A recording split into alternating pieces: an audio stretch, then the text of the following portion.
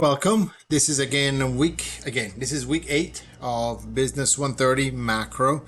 So we are getting towards the end, and I want, now we start to get into the meat of macro, what macro is and what are the tools for controlling the economy. And so this week, again, we cover 2 chapters. And so here I'm showing you Blackboard, what you see, and I'm going to show you again what you do this week.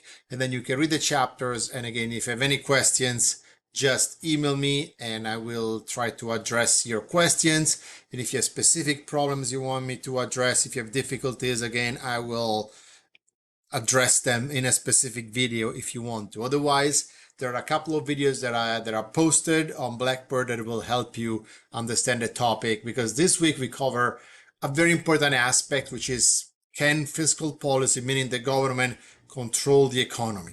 So how does the economy, there is a recession, like sometimes there are recessions. We just had one thanks to COVID, but as you're young, but if you know anything about economics, if you read something, talk with your parents, you will remember in 2008, 2009, there was it was called the Great Recession, because it was a big crash of the economy.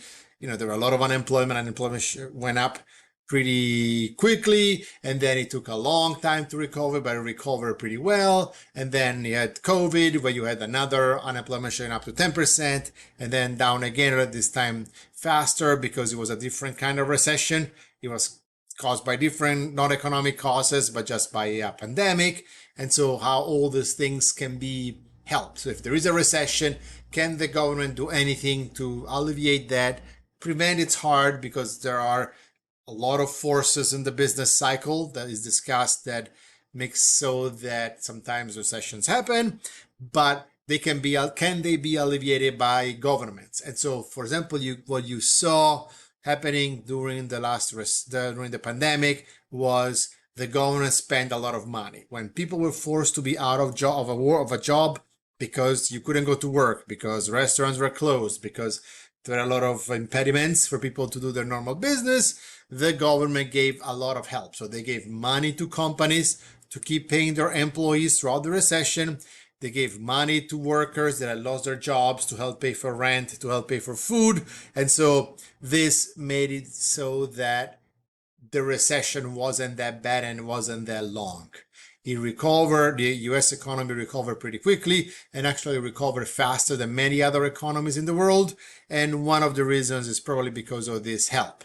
Then there is the opposite problem. We'll see very soon that if you keep spending, then are there problems due to increased debt? And that, as you know, is how much money, in the case of the government, how much money the government owes to people that borrowed money to finance the expenses that are beyond what the government makes on taxes, right? So we pay taxes. Supposedly the government spends money, hopefully for good reasons, and you can spend more than you make in taxes. You can spend less than you make in taxes. If you can spend more than you made in taxes, then you have a deficit, meaning there's a difference, right? There's a negative difference. You need to get the money from somewhere to make that difference. And one way to do that is to borrow money. And the way to borrow money is to sell government bonds. The government says, give me some money, I'll give you back money in the future. And some of you might have bonds, invested in bonds, or your parents or something, right? Or if you're into finance, taking finance courses, you will see how bonds, some of you do bonds. And then if the government spends less than it makes in taxes, doesn't happen very often, but that's called a surplus. And so maybe you can use that to repay some of the debt or do something. Government's going to spend more money, etc. The main question will be addressed soon is there too much debt? And remember, the definition of debt and deficit, the difference is that the debt is the accumulation of all the deficits. So in one year, you have a deficit, you have different inflows, money in, money out. And then if you keep accumulating, so people keep borrowing more and more money, the government, keep borrowing more and more money, and people keep lending more and more money to the government. It could be foreign entities, US nationals, institutions, whatever, companies. Then is there a point where it's too much and you have to give back all this money, and to keep borrowing, you need to raise interest rates to attract people to lend you money versus other investments? Okay, so there's a lot of it, but since most of you are in the business program, then it's an important thing to understand. And again, let me know if you have some questions, I'll be happy to help you. Anyway, this is what the Blackboard looks like, right? Again, I will go now to, as usual, you know how to do it by now. You go to coursework. We are on week 8. So here we go to click on week 8. And you have the usual 2 chapters. In this case, it's chapter 12 and 13. There's some graphs in this one, so you need to understand how to manage those graphs. And so this is the list of the learning objectives, what needs to be learned. And then you will have the assignments down here. And in the middle, again, you have materials and resources. Here you access the 2 chapters. You click on them, it takes you to McGraw-Hill, and you can directly read the chapter. First, chapter 1, for example, is called short-term economic fluctuation, right?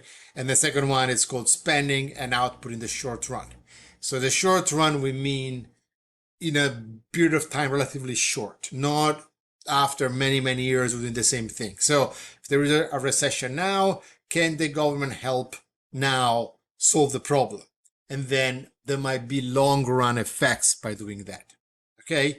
And so you have the 2 PowerPoints. You can open them, look at them. I won't show them to you this week because I think you can look at them on your own, and just me spending 5 minutes going over, I don't think is that helpful.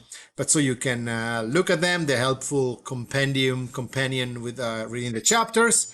And then there are the videos. The videos are very helpful in helping you understand here the demand and supply aggregate, the short run, the long run, how we can try to paint and understand the economy just with a supply demand model that applies to the entire economy. So it's important you familiarize with that and understand what that is. We did supply demand for specific markets at the beginning. Now we expand that to the entire economy and pretend it's a big market, which in a sense it is. Okay. And then there are a couple more videos. One is about economic fluctuations, why economic fluctuations help or happen. This is about the Phillips curve, curve and inflation. It's a theory that is kind of a little bit not so valid anymore, not accepted anymore by many mainstream economists, but it's important to know the relationship between unemployment and, or employment in that case, or unemployment, depends which one you want to use, and inflation. And then this one talks about the long run aggregate supply, recession and inflation. So exactly that. What happens in the long run, although most of the chapter is in the short run. So what happens in the economy beyond the short-term horizon when you do a policy. Okay, so this is what the chapters is about. This is what you have to do. Remember, you have all the do work and do it every week. Don't fall behind, because at the end of the semester, there will be no extra time for you to finish. Stay on top of things. Let me know if you have any questions. And now I am going to stop the video and I will see you next week. Thank you.